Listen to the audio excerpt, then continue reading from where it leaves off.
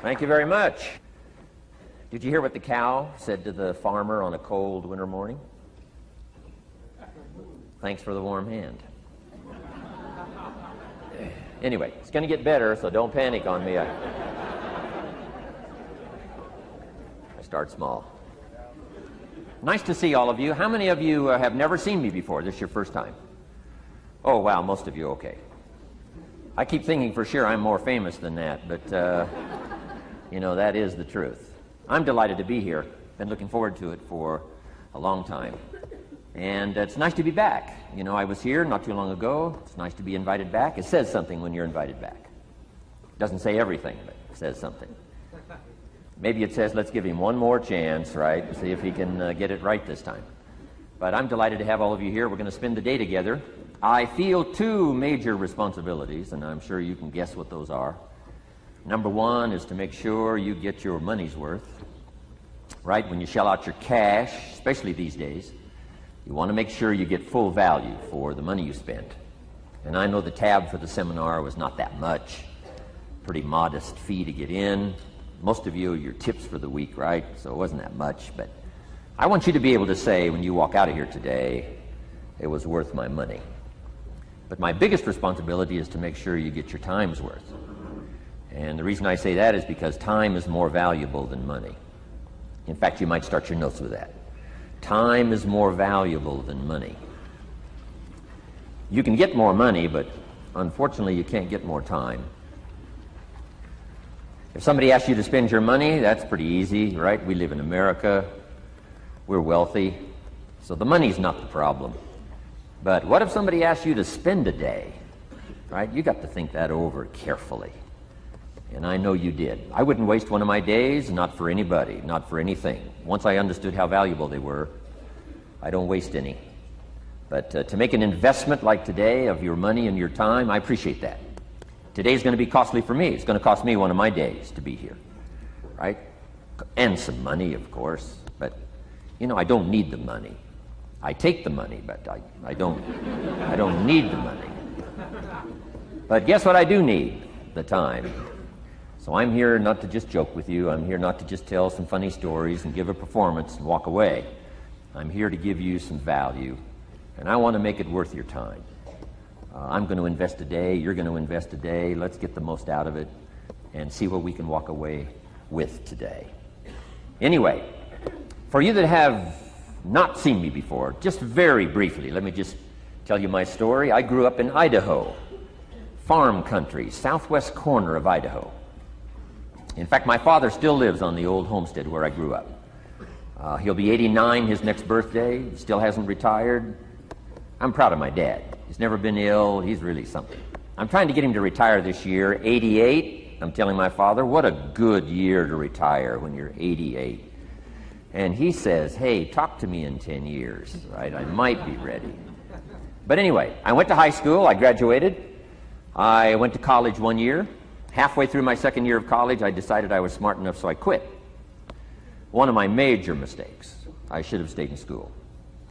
But I thought, heck, you know, I'm smart enough to get a job. That's what life's all about, right? Get a job, pay your bills, work hard, stay out of trouble, keep your fingers crossed, hope for the best. And I figured I was at least prepared to do that. So I quit college and went to work. A little while later, got married, got my little family going, and I'm out there doing what I thought was the best I could.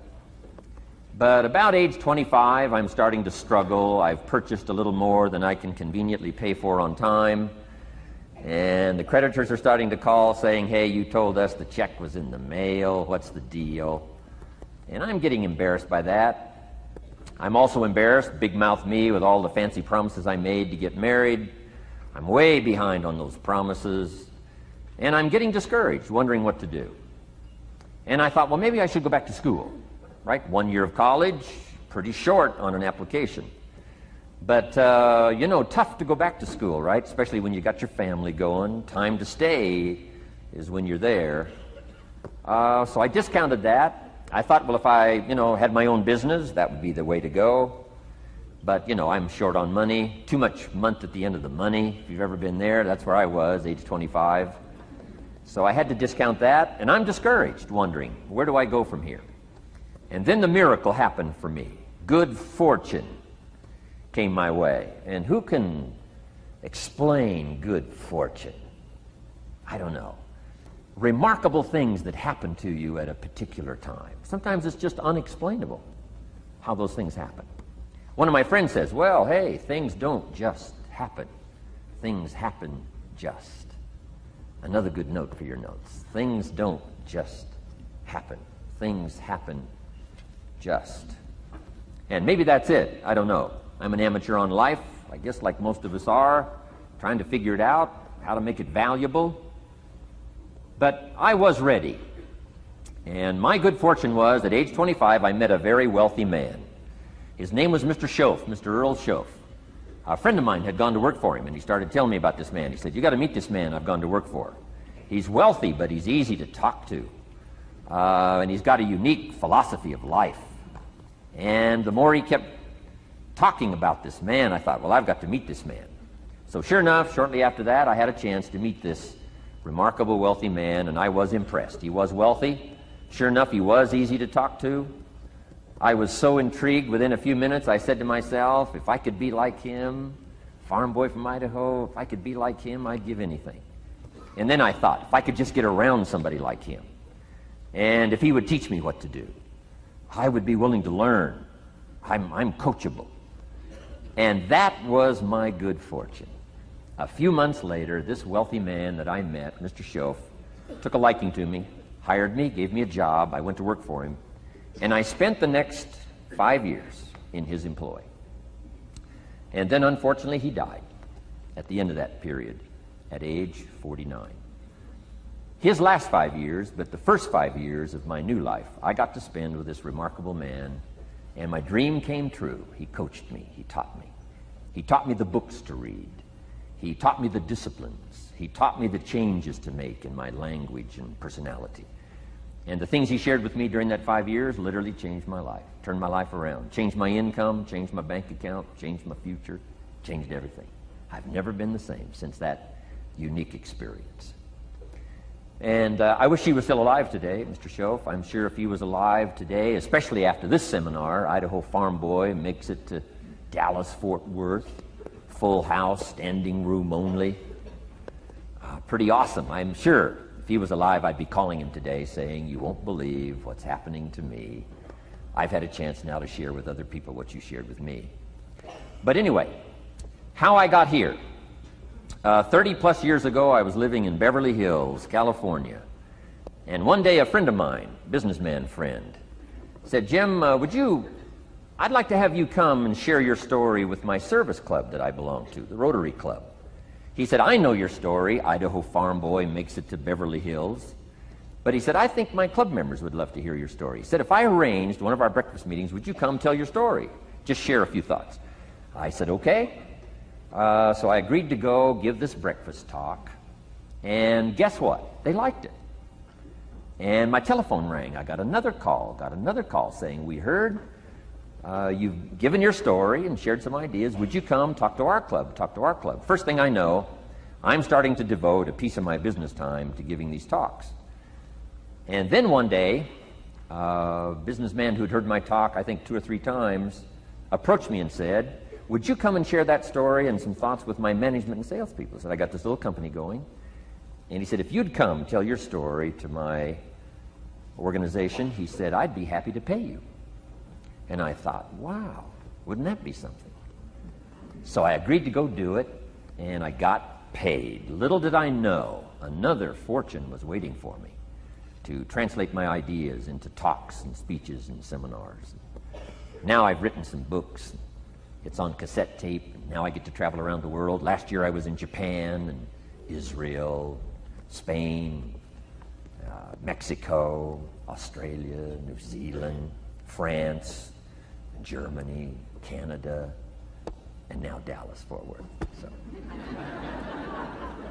Idaho Farm Boy gets to travel around the world and share his story, and here I am today. Anyway, it's almost too much for me to comprehend. From where I started, raised in obscurity, in a little small farm community, and now to be here today is pretty awesome for me. So anyway, that's just a little bit about my story. My story is probably more intriguing for me than it is for you, but I wanted to hear it again, so I thought I would just, bore you with it. Anyway, I don't ask you to be impressed today. I'm the one that's impressed from where I came from to have a chance. But that's the American dream, right? Come true. Chance to start from scratch, start from obscurity, start with pennies, start with nothing, and have a chance to transform your life, change your life, set your goals, and see what you can accomplish. So anyway, that's how I got here, and I'm just delighted that this day has arrived, and I truly want to make it valuable for you. Let's go to work. Here's what I hope you'll find out of this seminar today for your notes. Here's what I hope you'll find. Number one, sincerity. Above all else today, I hope you'll find me sincere. Best place for people to start to communicate is sincerity on both sides. I'm sure you're sincere or you wouldn't be here today, right? To spend this kind of money, to spend this kind of time, roll up your sleeves today, go to work like I am, and get this message. You've got to be sincere. So I assume you're sincere. Now I want you to see me sincere. But I've got a good note for you to make. Sincerity is not a test of truth. Important note to make. Sincerity is not a test of truth. We must not make the mistake of saying he must be right, he's so sincere. That would be a mistake. And here's why. It's possible to be sincerely wrong. So we don't mistake sincerity for truth, right? Sincerity is only a test of sincerity. Truth has to yet be tested by truth, okay? But hopefully you will find me sincere and truthful. Next, a combination of things I hope you'll find here today. Ideas plus inspiration. Ideas plus inspiration. Ideas, business ideas and social ideas and personal ideas, we all need ideas. Right? How to have a good day ideas, how to have a good year ideas, how to have your best year ever ideas, good health ideas, personal relationship ideas, how to deal with your family ideas, sales management ideas, financial freedom for the future ideas. We all need good ideas. So today, I hope you gather up by notes and by what you can remember a lot of ideas. I want to share as many with you as I possibly can in the time constraints we have. Today's going to go very rapidly. I used to think a day like this was a long day. Found out it's a pretty short day. But I'm going to go as fast as I can, share with you as many ideas as I possibly can. And here's why. Ideas can be life-changing. Ideas can be life-changing. And sometimes all you need is just one more in a series of good ideas. It's like dialing the numbers into the lock.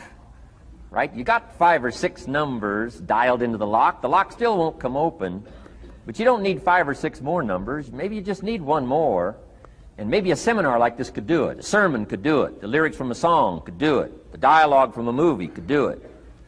Conversation with a friend might do it. That one last piece you need, number. Dial it into the lock, that's it. The lock comes open, there's the door for you to walk through. And maybe this seminar today could furnish that for you. One more idea. I know you've come with a lot already. Sometimes we get the impression, I used to have that I only had this much going for me and I needed this much. Usually not true. And I'm sure not true of this audience, where I find you today, as well dressed as you look today. As fine as you are sitting here today. It isn't that, you've got this much going for you and you need this much.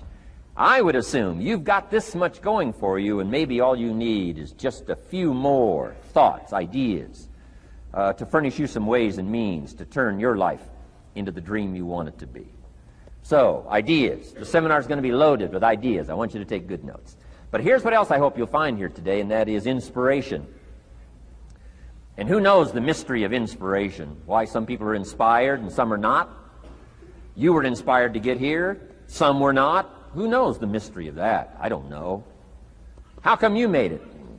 The rest of them didn't make it. We don't know what that mystery is. Some people turned it down. Some people said it costs too much.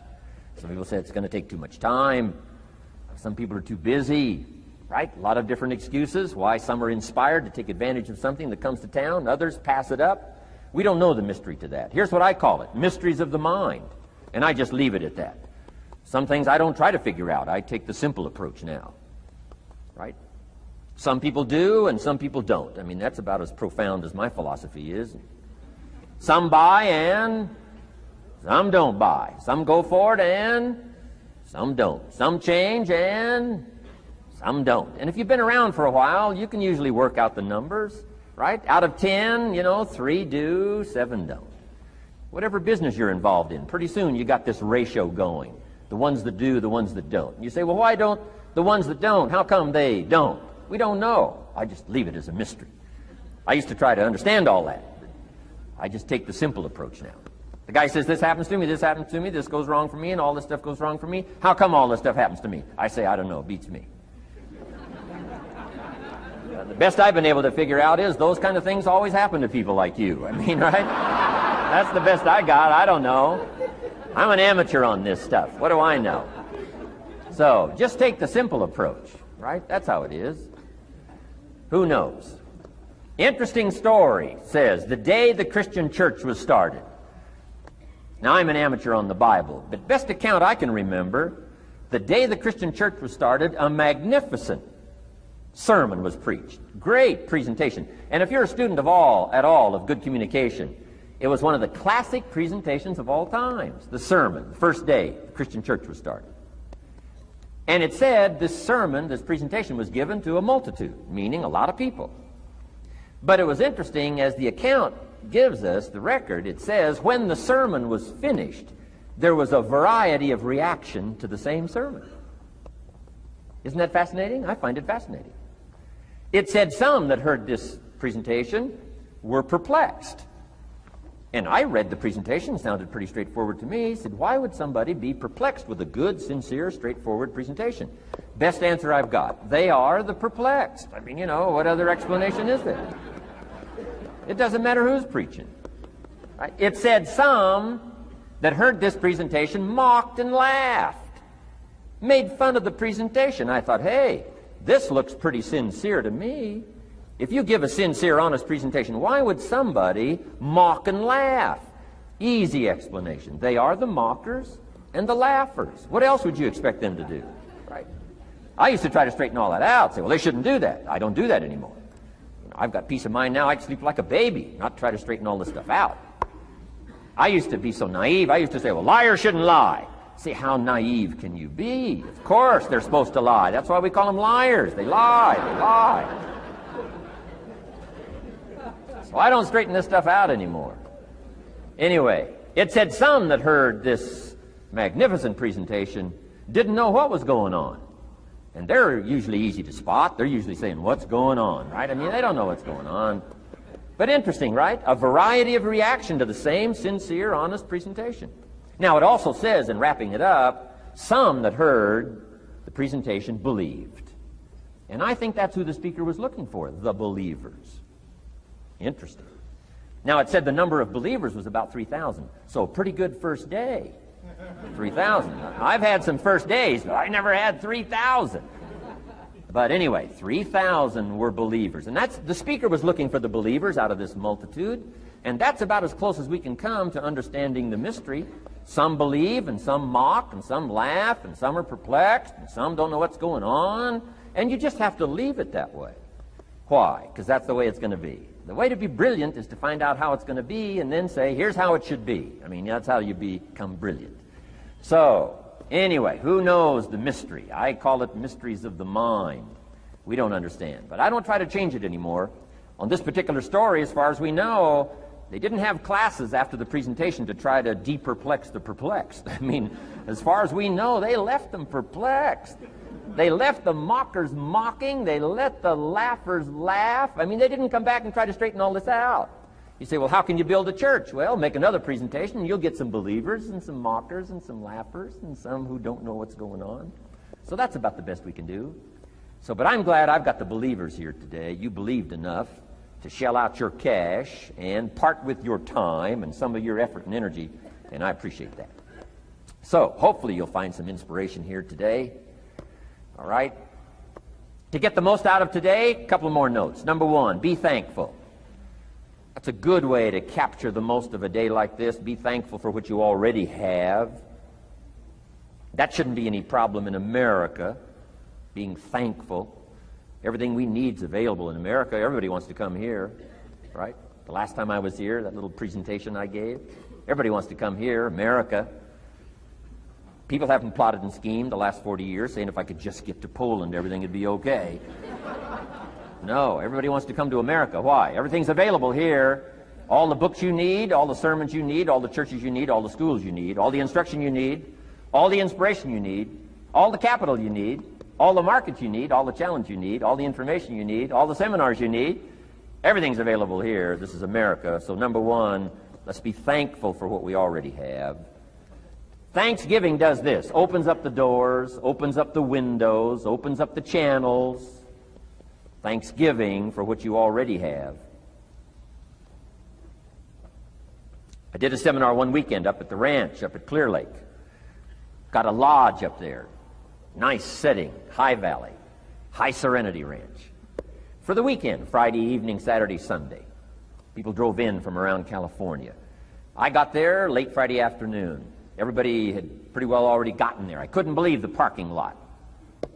Continentals and Eldorados and Mercedes and Cadillacs and unbelievable. Ferrari, one Rolls Royce, unbelievable. I walked in, good-looking crowd about like this, sitting there ready for the weekend seminar. My opening remarks were, ladies and gentlemen, I think the rest of the world would find it strange that we have all come here this weekend to try to figure out how to do better. Right? I think the rest of the world would say, I don't understand. Guy in his Rolls Royce saying, I got to get to the seminar, find out how to get another one of these Rolls Royces. Unbelievable. Anyway, let's be thankful. Here's what locks up the doors and the channels to receive more: cynicism. That locks you away. That prevents you from learning more. Being a cynic about the past and the future, a cynic about the marketplace, cynical about the people, cynical about the institutions, cynical about the setup, cynical about yourself, cynical about your chances. See, that locks away all the chance for stuff to flow your way. So, good advice, I think, today. Start off, be thankful. Here's number two, listen well. That's going to be a challenge today. I understand that. Seems like most of, our life is still going on outside these four walls, right? Most of our life seems like it's all, continuing out there. Family and business and associates and market and economy and whatever else is happening in the midst of your life.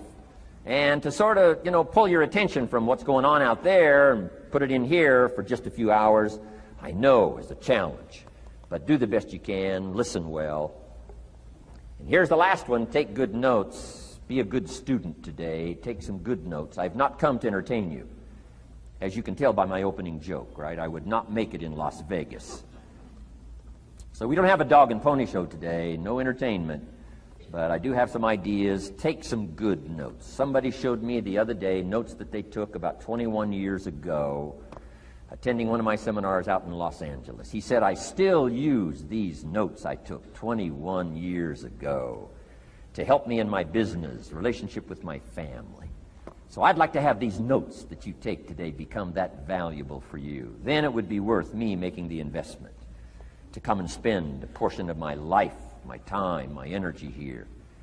And I want this investment I'm making here today to pay off. And one of the ways it can pay off for me is for you to take good notes and then go away and use whatever makes sense. Because what I feast on coming back around is the stories out of this audience today. Sure enough, 6 weeks from now, 6 months from now, 6 years from now, somebody's going to, by phone, by letter, by personal contact, walk up to me and say, the things you shared that day got me thinking. And I started making some changes, and let me tell you what's happened to my business, let me tell you what's happened to my sales career, let me tell you what's happened to my relationship with my family. See, that'll make it worth it for me. Not the money, the return, something you can't buy with money. If somebody says, thank you for touching my life and taking the time to make the investment. And that's what I'm all about. So if you'll become a good student today. And here's the last note. Don't be a follower, be a student. You'll be happy to know today we haven't come seeking disciples. We've got no movement for you to join. I'm just here to share some of my experiences, good ideas, best I can.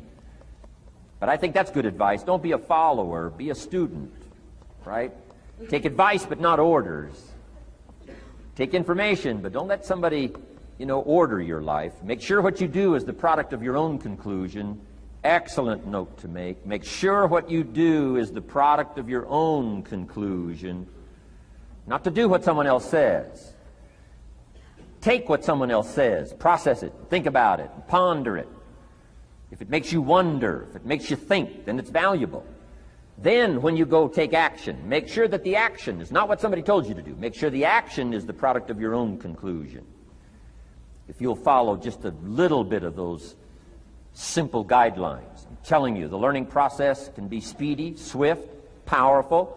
Your learning curve can go up, and then applying it to your business, your life, your family, conversations, equities of all kinds. You'll find some progress like I did that first 5 years when I met a teacher willing to share with me, turned my life around. Progress I couldn't believe happened for me. Okay, let's get started. I want to review, I was here last time and we talked about the 5 major pieces to the life puzzle.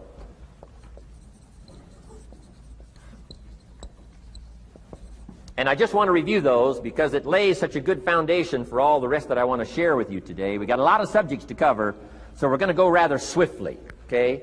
Put on your mental track shoes here and run with me today, because I'm going to deal mostly in concepts. Expect you to, fill in a lot of the details, because I've got a lot to share. I want to get through it all. But let's lay this foundation again of the 5 major pieces. Happens to be the title of my latest book. But I think it is so valuable in laying a foundation. It's some of the things I learned between ages 25 and 30. The teacher who taught me so well. He dealt in these fundamentals, we call these fundamentals. We call these basics. Basics for sports, fundamentals for sports, fundamentals for your business, fundamentals for the way you deal with your family, a few simple things.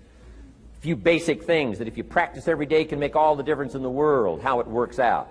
I boiled it down to 5 major pieces to the life puzzle. Let's just review those. Number 1 is philosophy. Philosophy, as I taught the last time I was here, philosophy, in my personal opinion, is the major determining factor in how your life works out. Philosophy, the major determining factor in how your life works out. Philosophy. To form our philosophy, you got to think. You got to use your mind. You got to process ideas. And this whole process over a lifetime, starting way back here when we were children, schools that we've attended, our parents, our experiences, all this stuff that we've processed by the thinking process helps to develop our philosophy. And in my opinion, each person's personal philosophy is the major factor in how your life works out. Here's what I called it in that last presentation when I was here. It's called the set of the sail. Each person's personal philosophy is like the set of the sail. Now, I used to think it was circumstances that ordered my life. If someone would have asked me at age 25, Mr. Rohn, how come you're not doing well? Pennies in your pocket, creditors calling, nothing in the bank, behind on your promises to your family, you live in America, 25 years old, got a beautiful family, every reason to do well, and things are not going that well for you. What is wrong here? It would not have occurred to me to blame my philosophy. I mean, it would not have occurred to me. Saying, well, I got this lousy philosophy, and that's how come I got pennies in my pocket and nothing in the bank, and things aren't working well. That would not have occurred to me. I found it much easier to blame the government. Much easier to blame the tax problem. I used to say taxes are too high. Top tax rate when I first started paying taxes, 91%. Back then, when your income reached a certain level, all your income over that, 91%. So I used to say that's too high. Now, the top tax rate's about 33%. But people are still saying what? Taxes are too. See, but you can't use that anymore. If it's gone from 91 to 33, how could it be too high? Come on. I threw all that old excuse stuff away. Some people found it, though, and they're using it these days. My old list. I used to blame the traffic, the weather, used to blame circumstances, right? People say I'm too tall, I'm too short, I'm too old, I was raised in obscurity, raised on a farm, parents of modest means, all the stuff. If you were to ask me, how come you find yourself here, Mr. Rohn, age 25, living in America, land of abundance and opportunity, pennies, zero in the bank, not doing well, creditors calling, it would not have occurred to me to blame my philosophy. I found it easier to blame the company policy. I used to say, if this is all they pay, how do they expect you to do well? So I figured that, my future was going to be tied to what everybody else was arranging, the economy and, right, interest rates. I used to say things cost too much. That was my whole explanation, not my philosophy, until my teacher taught me better that this is where the problem was, my own personal philosophy. Here's what's exciting about each person's personal philosophy. That's what makes us different than dogs and animals and birds and cats and spiders and alligators. That's what makes us different than all other life forms. The ability to think, the ability to use your mind, the ability to process ideas, and not just operate by instinct.